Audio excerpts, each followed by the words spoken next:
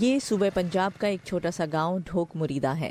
گزشتہ 3 اشروں سے یہ سابق وزیر اعظم نواز شریف کی مسلم لیگ کا گڑھ رہا ہے، مگر جنوری میں ضمنی انتخاب میں گاؤں کے لوگوں نے شعلہ بیان مولانا خادم حسین رضوی کی قدرے نئی سیاسی جماعت تحریک لبیک پارٹی یا TLP کو ووٹ دیے۔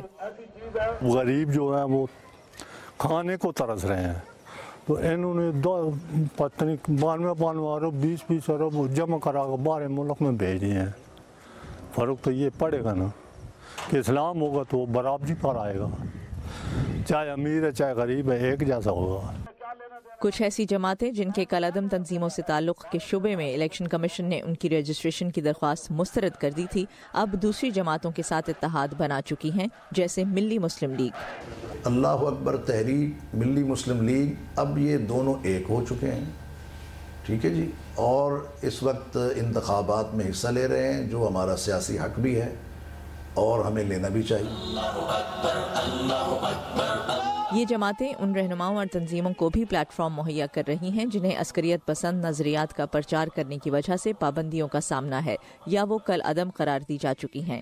حال ہی میں کل عدم تنظیموں لشکر طیبہ اور جماعت الدعوہ کے رہنما حافظ سعید نے اللہ اکبر تحریک کے زیر اہتمام ایک جلسے سے خطاب کیا۔ ان کا بیٹا اور داماد اس جماعت کے انتخابی امیدوار ہیں۔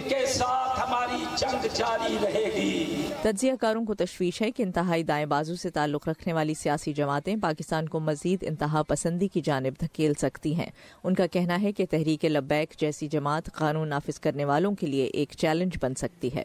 اس کے اندر ایک بڑا خطرہ پوشیدہ ہے، کیونکہ یہ کوئی آرگنائز چھوٹے ٹیررسٹ گروپ نہیں ہے، بلکہ یہ ایک پوری تحریک بن گئی ہے جو کہیں بھی چھوٹے سے بات کے اوپر وائلنس انسائٹ کر سکتی ہے۔ اس کے لیے ریاست نے ابھی تک ہم نے دیکھا ہے کہ ریاست اس قسم کا جو چیلنج ہے اسے کبھی بھی بہتر طور پہ نبرد آزما نہیں ہوئی ہے۔ وہ ان سے مذاکرات کرتی ہے اور اس کو اپیزمنٹ کے ذریعے ختم کرنے کی کوشش کرتی ہے۔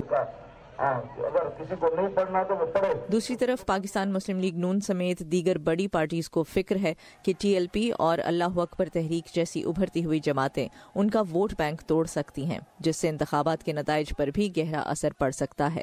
عائشہ تنظیم کے ساتھ نخبت ملک، اردو VOA۔